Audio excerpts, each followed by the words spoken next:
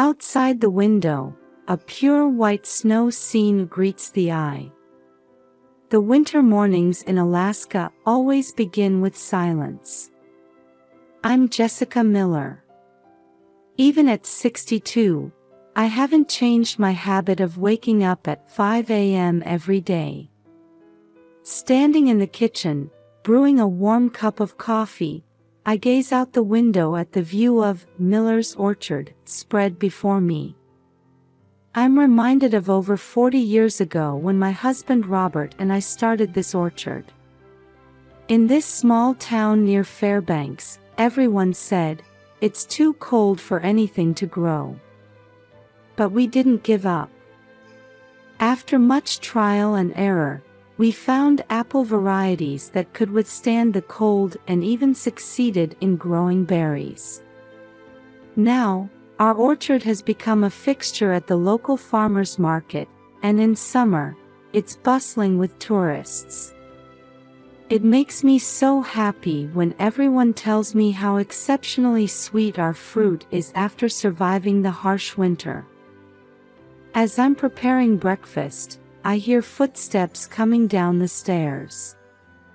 "Good morning, Grandma," comes a cheerful voice. It's my granddaughter Emily. "Good morning, Emily. Did you sleep well?" "Yes. I have something exciting at school today." Emily, 8 years old, is the only daughter of my son Michael and his wife Sarah. They all live together with us in the big house on the orchard. A little while later, my husband Robert comes down. "Good morning, Jess," he smiles at me gently.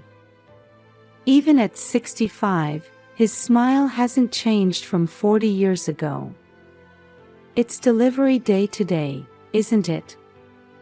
I say. "Yes, I'm heading to Fairbanks Co-op." "I should be back by evening," Robert replies. After breakfast, once Emily has left for school, I put on my rubber boots and head out to the orchard. It's my daily routine to check on the apple trees in the snow. During winter, the trees are dormant, but we can't neglect preparations for spring. Around noon, my son Michael comes to the office. "Mom, I've finished this year's financial report," he says, looking a bit tired. "Thank you, Michael. You're always working so hard." "Yes," he answers vaguely. I've been worried about Michael lately. His relationship with his wife Sarah doesn't seem as good as it used to be. In the afternoon, I attend a gathering of the gardening club at the local community center. "Jessica, you'll teach us how to make apple jam again this year, won't you?" my longtime friend Mary asks me. "Of course. Let's all have fun making it together," I reply, feeling the importance of our community connections.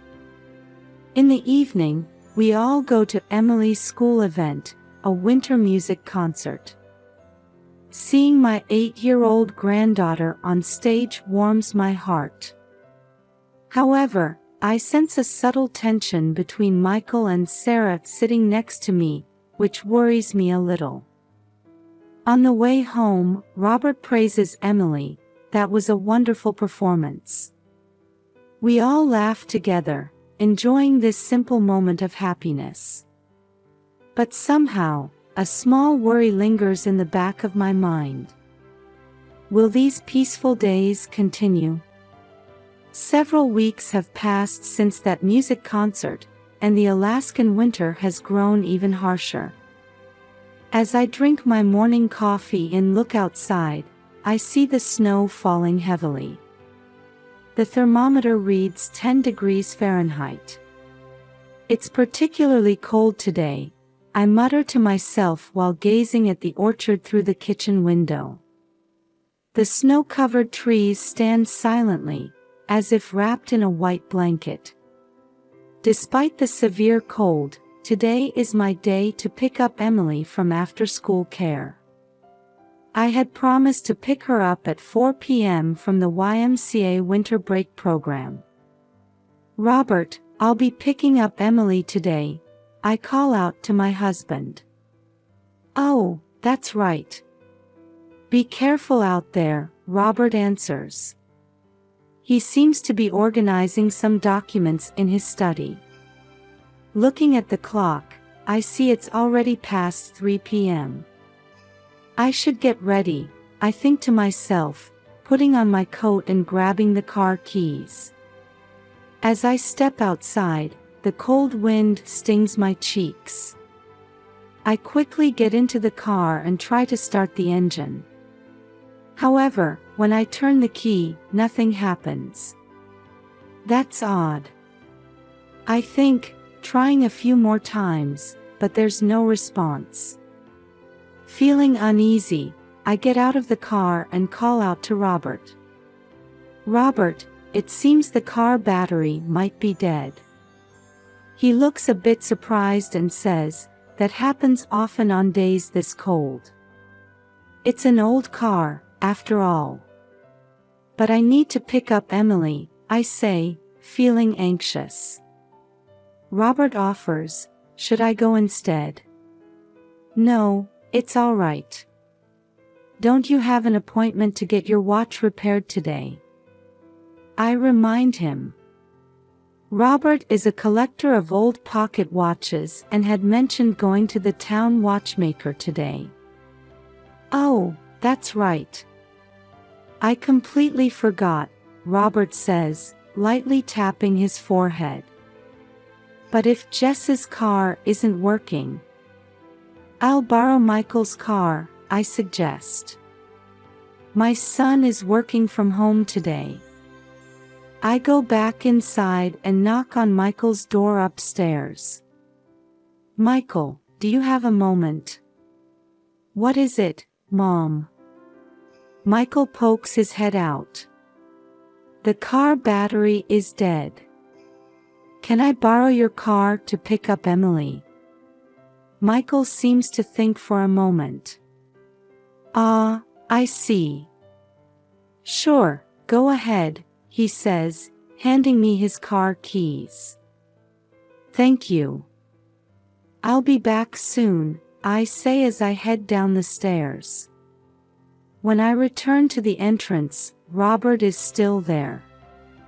"Everything okay?" he asks.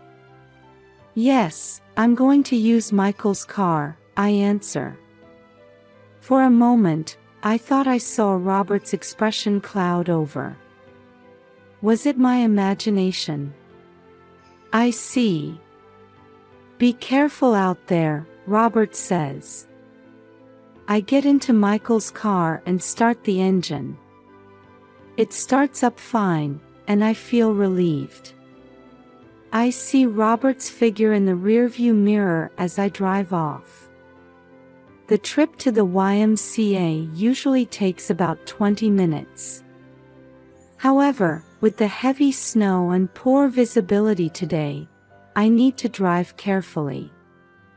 On the way, I feel like the car isn't handling as well as usual. Is it just my imagination? I wonder, but an uneasy feeling creeps into my chest. When I arrive at the YMCA, Emily is waving energetically from inside the building. I get her into the car, check her seatbelt, and we set off. "Grandma, guess what? I made a snowman today." Emily starts excitedly. "Oh, did you have fun?" I reply, but in my heart, an indescribable anxiety is growing. Robert's behavior, the condition of Michael's car, and today's unusually cold weather. I can't shake the feeling that something is off. As we head home, I take a deep breath. I hope this ominous feeling is just me being overly worried. With that wish, I slowly drive on. About 15 minutes after leaving the YMCA, we reach the road along the Yukon River. The snow is still falling heavily, and even with the wipers at full speed, it's hard to see clearly ahead. The white world spreading out on both sides is beautiful, but in our current situation, it feels a bit eerie. "Emily, are you cold?" I call out to my granddaughter in the back seat. "I'm okay, Grandma. But you know." Emily's voice sounds a bit clouded. "What is it?" "Grandma, this car feels strange." Emily's words make my heart skip a beat. The truth is, I've been feeling something off since we left. The steering wheel vibration seems stronger than usual, and the engine sound oddly irregular. "Strange how?" I ask, trying to stay as calm as possible. "There's a clunking sound. Daddy's car doesn't usually make that noise." Hearing Emily's words, my unease turns into certainty. Something is wrong. It might be dangerous to continue driving like this. Just then, I spot a small parking area ahead. It's a viewpoint for the Yukon River. Usually, it would be crowded with tourists, but on a day with such bad weather, no one is there. "Emily, we're going to take a little break," I say as I pull into the parking space. When I turn off the engine, silence envelopes the car. Outside, the snow is still falling heavily, but from inside the car, it looks like soft cotton fluff drifting down. I take a deep breath and try to clear my head. I've decided it's too dangerous to continue driving. But walking home in this snow is impossible too. "Emily, Grandma is going to call a taxi. Can you wait a little longer?" "Okay, I understand," Emily nods obediently. I take out my smartphone and call the local taxi company, Fairbanks Cab. Fortunately, they say they can pick us up in about 30 minutes. A taxi will be here soon. Until then, let's chat, shall we? I say to Emily. "Yeah. Hey Grandma, today at the YMCA." As I listen to Emily's story, various thoughts run through my mind. Why is Michael's car in this condition? Is it just a coincidence, or? 30 minutes later, I see the taxi's headlights. The driver gets out and checks the situation. "Ma'am, it's dangerous to keep going like this. You did the right thing by stopping and calling us." Hearing those words, I felt a chill run down my spine. If Emily hadn't noticed. As we get into the taxi, I look back at Michael's car. Tomorrow, I need to have it properly inspected. And I need to talk to my family. "Emily, you did well to notice." "Thank you," I gently pat my granddaughter's head. As the taxi starts moving, my heart is filled with deep anxiety and fear of the truth that awaits us. When the taxi stopped in front of our house, the day was already beginning to fade. The snow had finally let up, and the warm light leaking from the house windows reflected beautifully on the snow-covered ground. "Emily, we're here," I call out, and my granddaughter nods, rubbing her sleepy eyes. After paying the taxi driver and thanking him, we get out. Suddenly, the door flies open and Robert rushes out. "Jessica." "Emily." His voice is clearly agitated. Robert's expression changes from surprise to confusion, and for just a moment, disappointment. It seemed to flash across his face. "How are you safe?" a whisper escapes from Robert's lips. Those words sent a chill down my spine. Something is decidedly wrong. "Robert, what do you mean?" I ask, trying to maintain my composure. "Oh, no.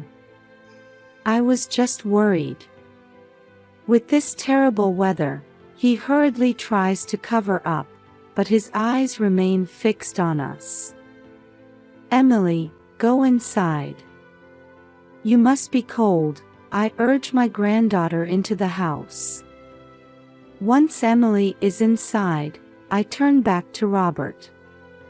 "About the car, we need to have it checked properly tomorrow. It started acting up on the way." "I see." Robert's reaction feels oddly detached. As we enter the house, Michael comes down the stairs. "Mom, Emily, you made it back safely." His voice seems to mix relief and anxiety. "Yes, but is your car all right? It started acting strange on the way." "Oh, that. I haven't had it checked recently," Michael answers, averting his eyes. "That night, I couldn't sleep." Robert's reaction, Michael's attitude, and the condition of the car. Everything felt unnatural, as if some big secret was being hidden. Past midnight, as I was heading to the kitchen feeling thirsty, I heard small voices leaking from the study. It failed. Why didn't those brakes work? It's Robert's voice. I don't know. I was sure I had disabled them. This time it's Michael's voice. The voice of my son. Next time, we need a more foolproof method. But Dad, is this really okay? Mom and Emily. Shut up. You have debts too, don't you? The orchard's financial troubles are serious. If we can just get the insurance money, everything will work out. I held my breath. I couldn't believe my ears. But the conversation I heard was clear. My husband and son were trying to take my life and Emily's. My legs felt weak, and I leaned against the wall. My mind went blank. I can't believe it. I don't want to believe it. But this is reality. Quietly, I returned to my room and closed the door. Tears streamed down my cheeks. My husband of over 40 years, the son I gave birth to. These two were trying to take our lives. Why? The orchard's financial troubles. Debts. I can't even imagine how bad the situation must be. But even so, to try to kill family members. Emily's innocent 8-year-old sleeping face comes to mind. I must protect her. But how? Should I go to the police? But there's no evidence. Would I have to report my own family? As the morning sun begins to shine through the window, I finally make up my mind. First, gather evidence. And ensure Emily's safety. Love for my family and the sadness of betrayal. The fear of protecting myself and the determination to protect Emily. Conflicting emotions clash in my chest. I close my eyes and take a deep breath. The road ahead will be tough. But I must reveal the truth and do what's right. With the morning sun, I quietly get up from bed with a new resolve.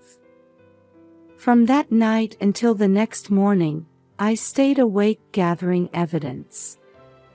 A recording device hidden in Robert's pocket watch, the history on Michael's computer, and Sarah's unnatural behavior. Everything confirmed my worst fears. First thing in the morning, I headed to the local Fairbanks police station. As I entered the station, my hands were shaking with nervousness. "How can I help you?" the receptionist officer asked. "I think my family is trying to take my life. I have evidence." Hearing these words, the officer showed a surprised expression. Immediately, a detective who seemed to be a veteran was called, and I was guided to a separate room. "Mrs. Miller, please calm down and tell me everything from the beginning, in order." Taking a deep breath, I started to tell everything.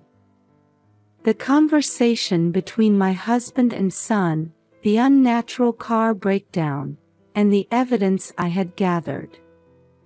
"The car I left by the Yukon River is urgent," I emphasized. "The perpetrators might try to destroy the evidence." The detective understood the gravity of my words and immediately gave instructions to his subordinates. "Head to the scene right away and secure the car. Evidence preservation is the top priority." A few hours later, I received a call from the police. "We've successfully secured the car."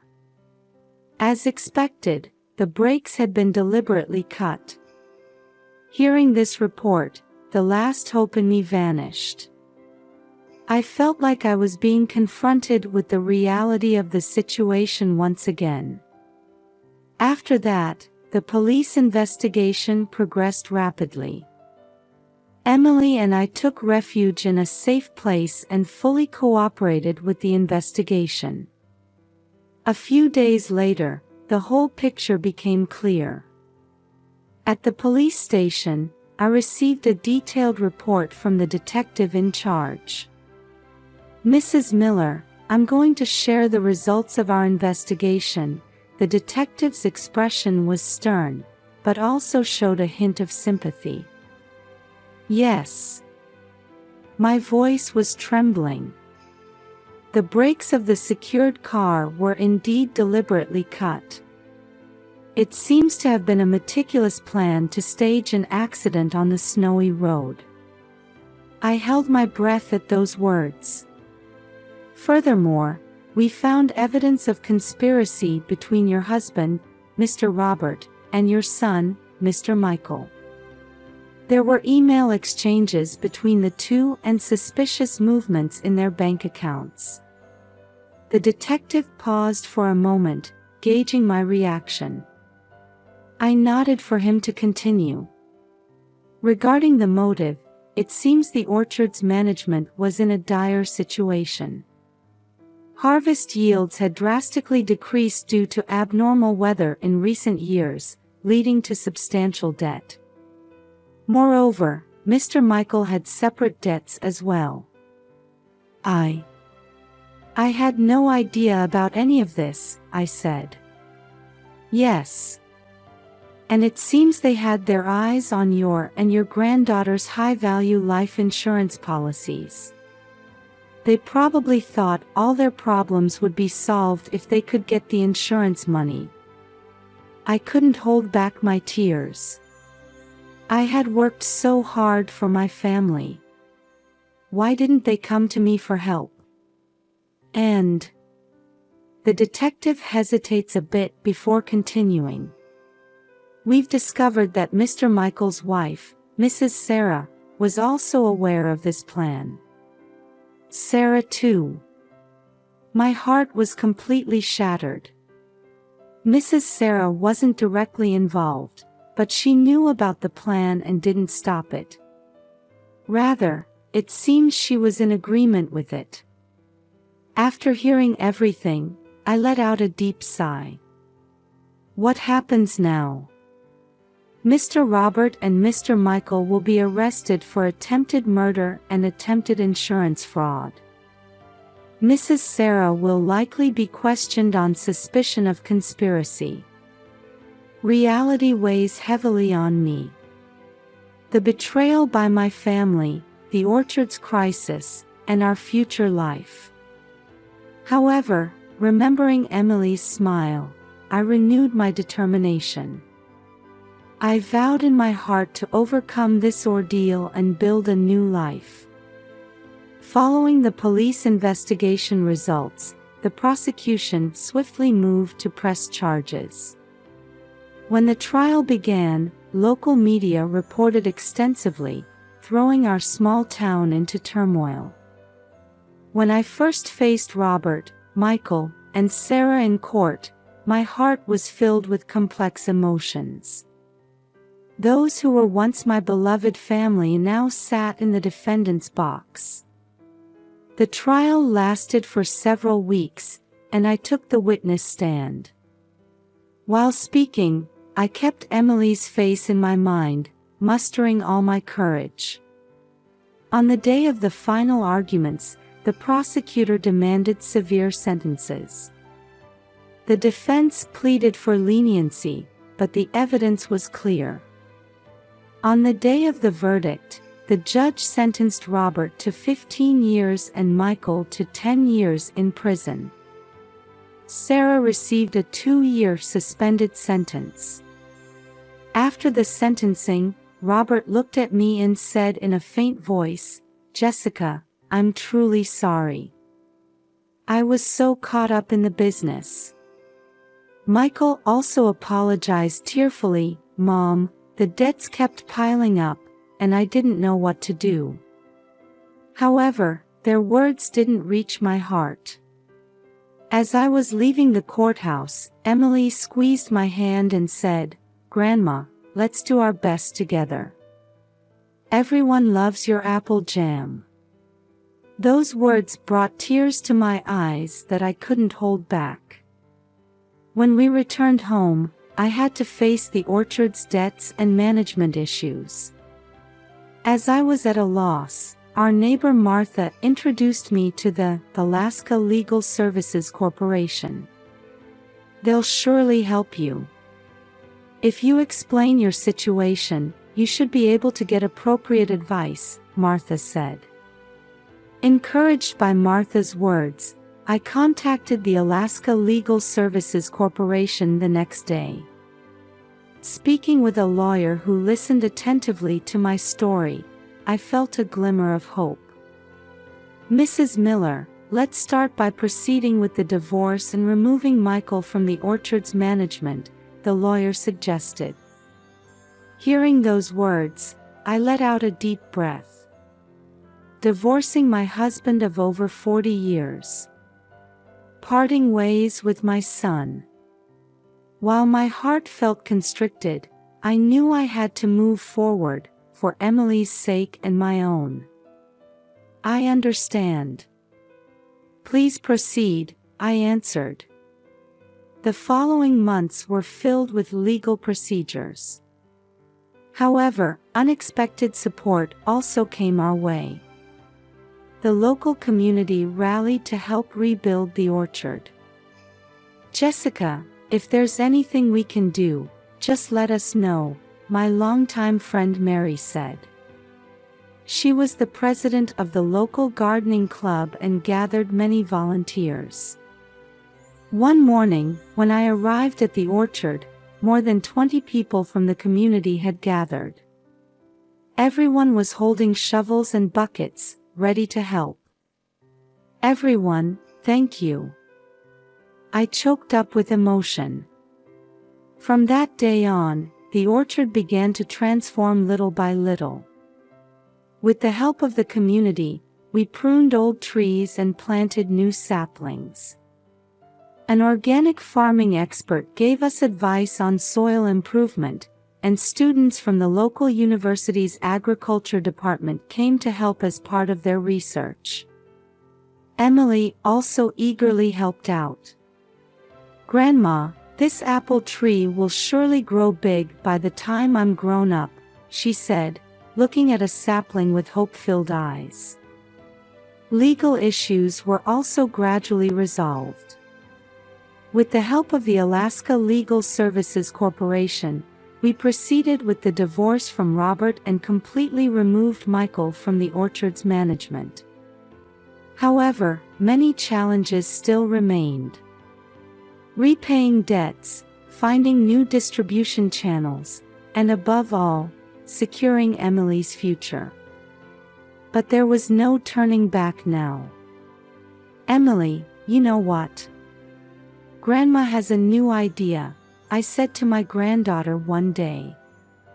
"I'm thinking of starting an agritourism business at our orchard. How about apple picking and jam making experiences?" Emily's eyes lit up. "Wow, that's amazing. I want to be in charge of explaining about apples to the customers." Hearing those words, I could smile from the bottom of my heart. For this child, I can overcome any difficulty. I was sure of it. Rebuilding the orchard wasn't an easy journey. There were times when I felt like giving up. But Emily's smile and the support from the community became my emotional pillars. And slowly but surely, Miller's Orchard was reborn into a new form. 5 years have passed since then. Miller's Orchard has changed beyond recognition. Today, the Fairbanks Farmers Market is bustling as usual. "Jessica, the taste of this year's apple pie is exceptional," a regular customer calls out with a smile. Emily, now 13 years old, is enthusiastically explaining apple varieties to tourists. Her bright smile seems to heal the hearts of visitors. The other day, Michael, who was recently released on parole, visited the orchard.